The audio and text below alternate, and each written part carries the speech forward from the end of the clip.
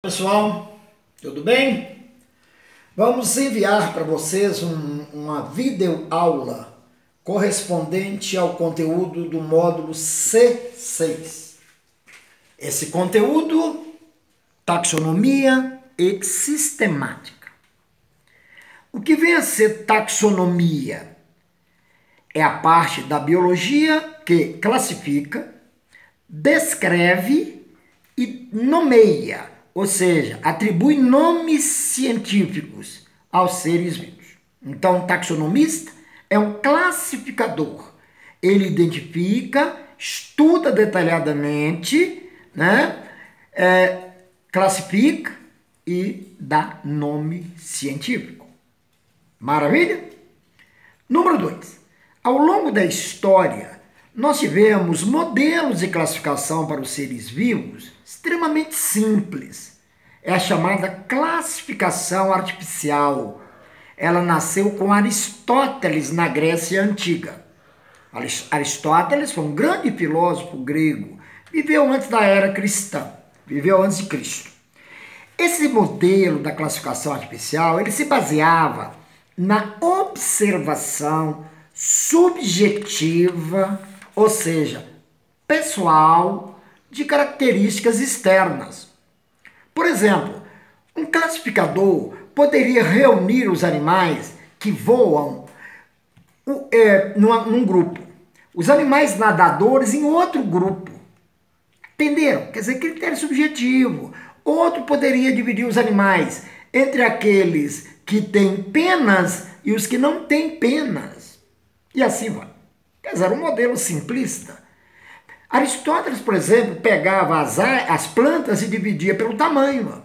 Em ervas, plantas pequenininhas, arbustos, plantas de tamanho médio e as árvores, plantas de grande porte. Você vê que no padrão moderno, essa classificação não tem valor nenhum, né? Então, o modelo artificial só teve valor histórico. 3. A classificação natural, ela surgiu no século XVIII, com Linneu. Na verdade, um termo latinizado. O nome desse cara, que era um médico sueco, mas que se metia a classificar os seres vivos, era Carl von Linné. E latinizaram o termo, virou Linnaeus, que aportuguesado é Linneu. Beleza? Então esse cara, ele criou um modelo muito mais aprimorado do que o modelo artificial. Esse modelo, essa classificação dita natural, ela é baseada em caracteres naturais, ou seja, caracteres morfológicos. Caracteres morfológicos são caracteres físicos, são caracteres estruturais, anatômicos. Por exemplo, os peixes têm coração bicavitário. Os anfíbios, igual sapo, rã, têm coração tricavitário e por aí vai. Tá ok? Então, morfologia é estrutura física. Caracteres fisiológicos, ou seja, funcionais. Se o bicho, por exemplo, respira através de brânquias, ou se é através de pulmões, isso é fisiologia, tá bom? Caracteres reprodutivos, se a fecundação é interna ou externa, se o desenvolvimento se dá fora do corpo da fêmea ou dentro do corpo da fêmea, quer dizer, são caracteres reprodutivos.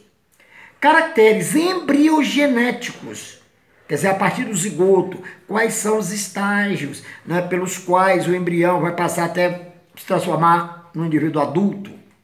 Caracteres etológicos, ou seja, comportamentais. A etologia, estuda os padrões de comportamento dos seres vivos. É etologia mesmo, viu, pessoal? Não é ecologia, não. Ecologia estuda as relações mútuas dos seres vivos entre eles e deles para com o ambiente e vice-versa. Isso aqui não. Isso aqui estuda comportamento. Por exemplo, o comportamento reprodutivo do pavão é singular. O macho dessa espécie exibe as penas da cauda no sentido de conquistar a fêmea. Então, isso é um padrão etológico, comportamental. A corte, feita pelo galo doméstico é diferente da corte, feita pelo pavão. E por aí vai. Quer dizer, o ser vivo, né, para ser enquadrado em uma categoria de classificação natural, ele é estudado de maneira detalhada pelo taxonomista, que é o profissional, é o biólogo especializado nesse tipo de trabalho. Número 4, as categorias taxonômicas, quer dizer, as categorias de classificação, né? Também chamadas taxons, Então nós vamos ver daqui a pouco, né, as principais categorias taxonômicas, sempre lembrando que cada uma delas comporta determinado conjunto de seres e mede um certo grau de afinidade, um certo grau de semelhança entre os seres que cada categoria dessas comporta. A unidade básica e fundamental da classificação dos seres vivos é a espécie. Tá ok? Daqui a pouco vamos ver como é que se define espécie. Espécies semelhantes, espécies afins, são agrupadas em gêneros. Gêneros semelhantes são reunidos para constituir famílias. Famílias reunidas constituem ordens, que se agrupam formando classes. Classes se reúnem em filos e filos se juntam para compor reinos. Então, pegando da categoria menos abrangente até a mais abrangente, nós temos espécie, gênero, família, ordem, classe, filo, reino. Observações. Número 1. A biodiversidade, ou seja, a diversidade biológica comportada por cada categoria taxonômica aumenta no sentido espécie-reino, de espécie para reino. Por exemplo, a espécie humana só reúne os humanos. Tranquilo? Já o reino animalia, pegando os dois extremos, inclui todos os animais do planeta Terra. Desde uma esponja animal, que nem movimentos possuem, até o ser humano. Notou que a biodiversidade aumentou daqui para lá? Beleza. Observação 2. A afinidade taxonômica, quer dizer, o grau de parentesco, a semelhança evolutiva, medida por cada uma dessas categorias, aumenta no sentido reino-espécie. Ou seja, o reino animal inclui todos os bichos, as esponjas, os corais, as planárias, enfim, tudo quanto é animal, está no reino animal. Beleza? Semelhança do ser humano com uma esponja animal, gente, é mínima. É mínima. Agora pega espécie humana, outro extremo. Então a espécie humana, ela reúne só os seres humanos. Tá claro? Então o reino animal inclui todos os bichos. Isso aqui mede pequeno parentesco. Parentesco entre humanos e esponjas animais é mínimo. Já a categoria taxonômica espécie, ela mede elevado grau de afinidade evolutiva. Ela mede elevado grau de afinidade taxonômica. Maravilha? A espécie, meus jovens, é a unidade básica e fundamental da classificação dos seres vivos. Tranquilo? Se cada gênero é um conjunto de espécies e cada família é um conjunto de gêneros, em última análise, o que é uma família, gente? É um razoável conjunto de espécies. Do mesmo modo, se cada ordem é um conjunto de famílias, se cada família é um conjunto de gêneros e cada gênero é um conjunto de espécies, afinal de contas, o que é uma ordem? É um grande conjunto de espécies. Seguindo essa linha de raciocínio, concluímos que, em última análise, cada reino é um gigantesco conjunto de espécies. Então, a espécie é a unidade básica e fundamental da classificação dos seres vivos. E é fundamental que o estudante assimile o conceito de espécie. Tá bom? Não é fácil definir espécie, não. Mas o conceito utilizado hoje em dia pelos biólogos diz o seguinte: espécie é um conjunto de indivíduos com caracteres bastante semelhantes, real, atentem para esse trecho aqui, ó, real ou potencialmente intercruzantes. Pois eu vou voltar nisso aqui, ó, gerando descendentes férteis entre si por um número ilimitado de gerações. Beleza, voltemos a isso aqui, ó. Real ou potencialmente intercruzantes. Meus jovens, só existe uma espécie de cães domésticos em nosso planeta. Só tem uma espécie, o nome científico dela, cães familiares. Agora existem inúmeras raças de cães domésticos. Tem raças em miniatura e tem raças em que os indivíduos são gigantes. Por exemplo, você acha que tem jeito de cruzar espontaneamente um animal da raça pequinês com um animal da raça São Bernardo? Tem o menor cabimento. Pequinês é miniatura, São Bernardo é cachorro de grande porte físico. Mas lhe digo uma coisa, se eu pegar óvulo de qualquer cadela doméstica em laboratório, eu posso fertilizar esse óvulo na proveta com o espermatozoide de qualquer cão doméstico. Sabe por quê? Porque o padrão cromossômico é o mesmo. Então, apesar de serem fisicamente, comportalmente muito diferentes, os pequenininhos e os grandões representam a mesma espécie, porque o padrão cromossômico é o mesmo.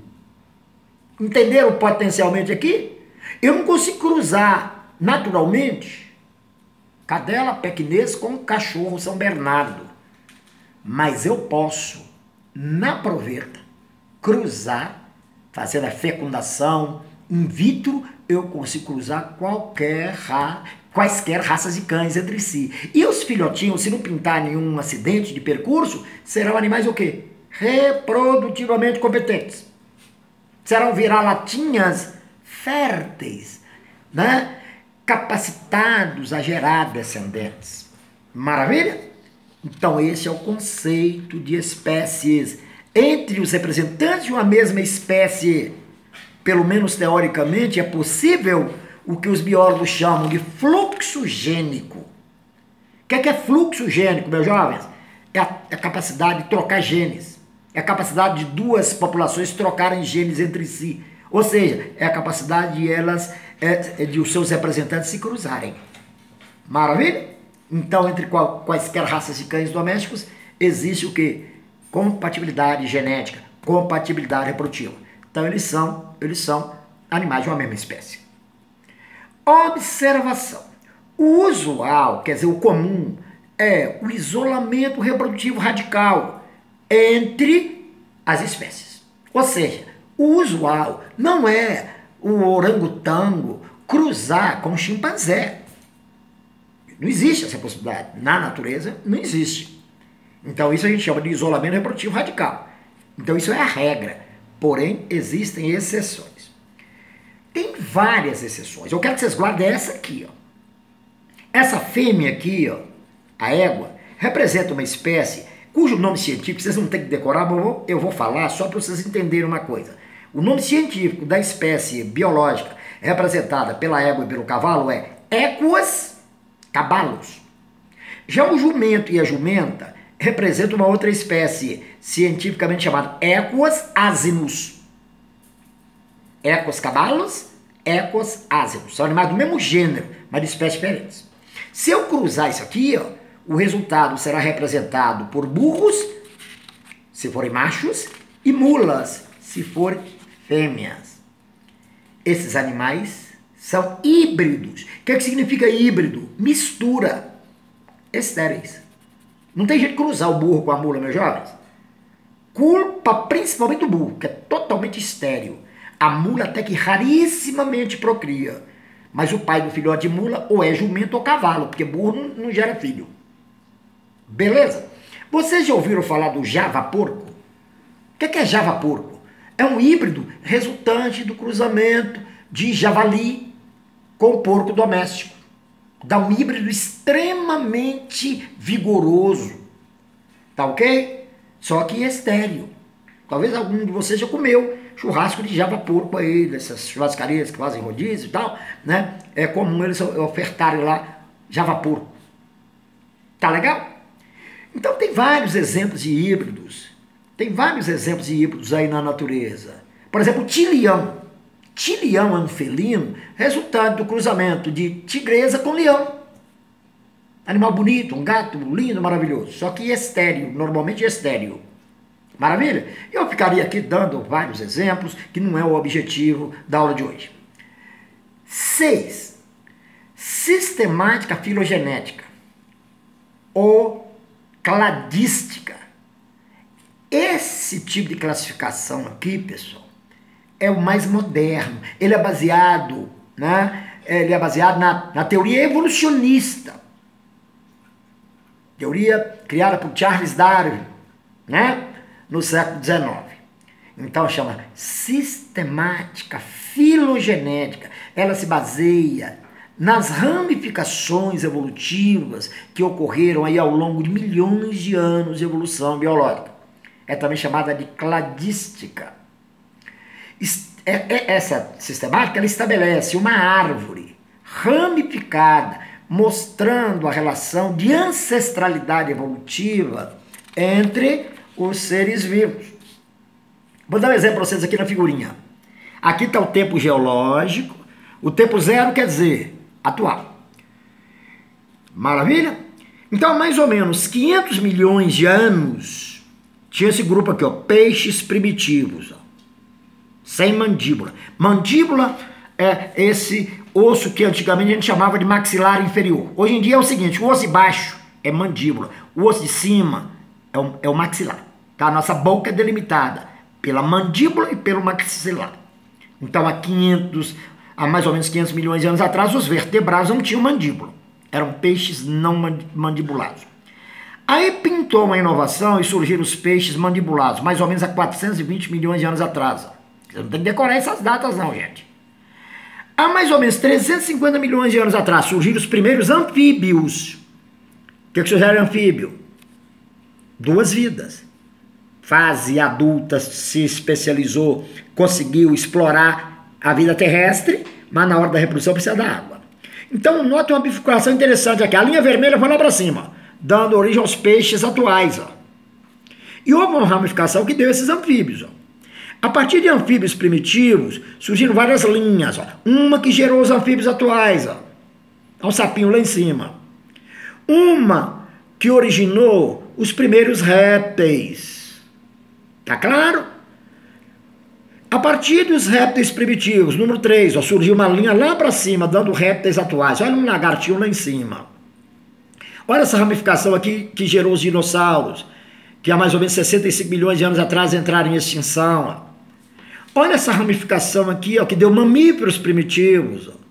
Olha essa ramificação aqui, ó, que deu os mamíferos atuais, tá vendo? Essa linha aqui amarelinha foi lá para cima. Olha essa ramificação aqui, ó, deu aves primitivas. Claro que a partir de aves primitivas surgiram aves o quê? Atuais, ó. Entenderam que essa cladística, ela mostra de uma maneira mais realista a história evolutiva dos vertebrados? Antigamente, sabe como é que os caras faziam a história evolutiva dos vertebrados? Linearmente, ó. Tipo assim, ó, peixes, setinha, anfíbios, setinha, répteis, bifurcação, mamíferos, aves. Quer dizer, um chute. Isso aqui é muito mais real. Isso aqui dá uma ideia muito mais realista da história evolutiva dos vertebrados. Beleza?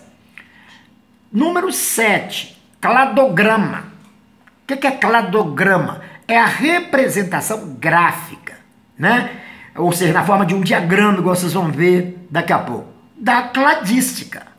Então, aquilo que vocês viram na figura anterior, ó, é uma árvore filogenética, isso aqui, ó. É uma árvore filogenética. Já isso que nós vamos ver daqui a pouco, essa figura aqui, ó, é um cladograma.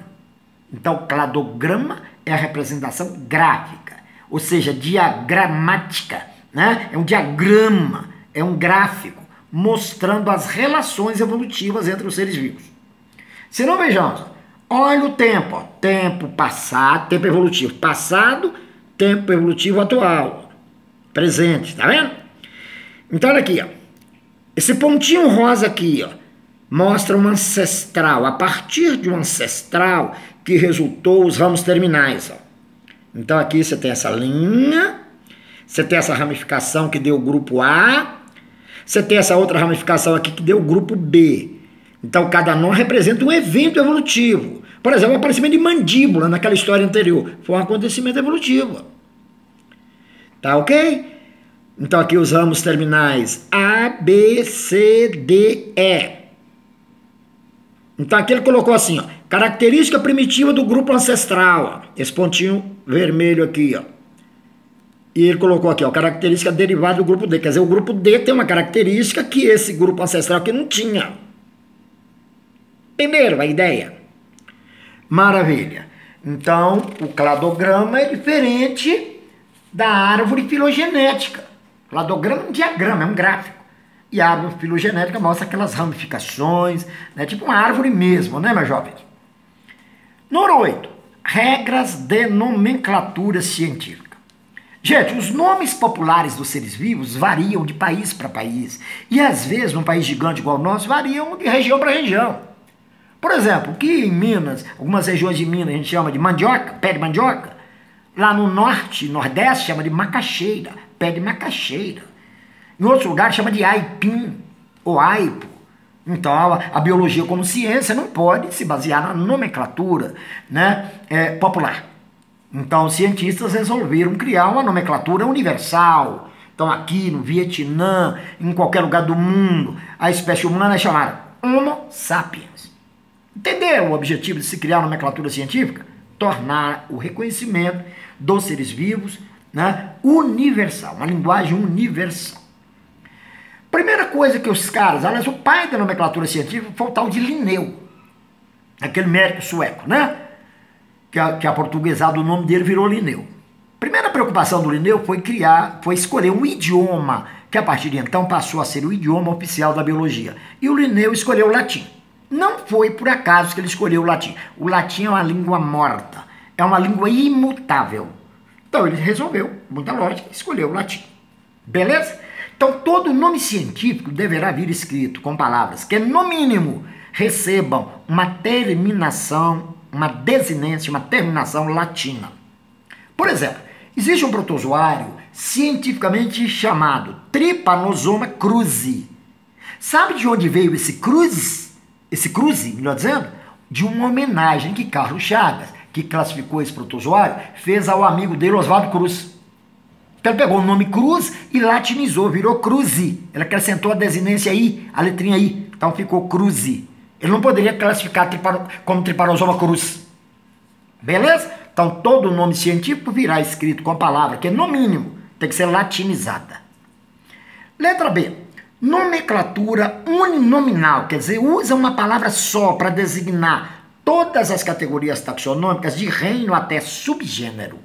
O subgênero, como o nome sugere, fica abaixo de gênero e acima de espécie. Então é um nome só. Por exemplo, reino Animalia, um nome só. Filo Chordata, um nome só. Classe Mammalia, uma palavra só. Ordem Primata, uma palavra só. Família Hominidae, uma palavra só. Gênero Homo, com H maiúsculo. Espécie Homo sapiens, uma palavra só. Beleza? Letra C. Nomenclatura binominal para espécie. Por exemplo, Anopheles trianulatus, Anopheles darlingi. Esse primeiro nome aqui é comum às duas instituições. Ó. É o nome genérico. Note que vem com letra maiúscula. Anopheles com A maiúsculo. É o nome genérico. Trianulatus lá em cima. Darlingi aqui embaixo. São os nomes específicos. Ó. São os nomes específicos. Então, se perguntar para você assim, ó. Dados, esses dois caras aqui, ó. Esses dois caras compartilham o mesmo grau de afinidade taxonômica, até gênero, divergindo ao nível de espécie. Beleza? Mas para falar o nome da espécie eu uso as duas palavras. Anopheles darlingi é uma espécie, Anopheles trianulatus é a outra. A palavra trianulato solto não significa nada. A palavra darlige solta também não significa nada. Letra D, nomenclatura trinominal, é para subespécie. Se eu gasto 2 nomes para designar uma espécie, para eu designar subespécies, eu tenho que usar o terceiro nome. Exemplo, Anopheles trianulatus davisi, Anopheles trianulatus trianulatus. Até aqui está igual. O primeiro nome é igual, é o nome genérico. O segundo nome é igual, o nome específico. Aqui que diferenciou, é o nome subespecífico. Nota que o nome subespecífico vem com inicial maiúsculo. Uma outra coisa que você tem notado, a gente sublinha nome genérico com traço, nome específico com outro traço, nome subespecífico também deverá vir sublinhado. Letra E, inclusão do nome do subgênero. Subgênero fica prensado entre gênero e espécie. Vamos dar um exemplo aqui para você ver. Isso aqui é um gênero, não é? Anopheles, nome genérico. Isso aqui é um nome específico.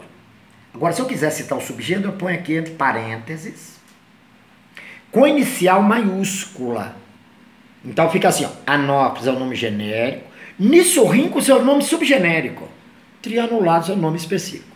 Agora, essa coisa toda aqui é uma espécie, a cujo nome eu associei o nome do subgênero a que ela pertence. Letra F, nomenclatura para família. Aqui é pelo final da palavra. Se for nome de família de animal, o final será Idae. Exemplos. Família que pertence aos seres humanos, Omnidae. Família que pertence a cães, lobos, Canidae. Tranquilo? Então o final é sempre o mesmo, Idae. Se for família de planta, o final será Acaceae. Exemplos? Cactaceae, Rosaceae, Palmaceae, por aí vai. E para fecharmos a nossa aulinha de hoje, letra G, citação do autor e data. Muitas vezes, ao citar o nome de uma espécie, a gente quer falar quem a classificou e a data que ela foi classificada. Por exemplo, Trypanosoma cruzi foi classificada, essa espécie foi classificada por Carlos Chagas em 1909. Nota que eu não sublinhei o nome Chagas. Nota que eu não sublinhei a data. Nota que eu não separei o nome de Chagas do nome da espécie. Não pode separar por vírgula, por nada. Agora a data por vírgula, ou poderia vir com essa data entre parênteses, claro, tirando a vírgula. Não posso pôr vírgula e parênteses. Beleza? Então é isso, minha gente. Fechamos a nossa aula de hoje. Um abraço. Até a próxima.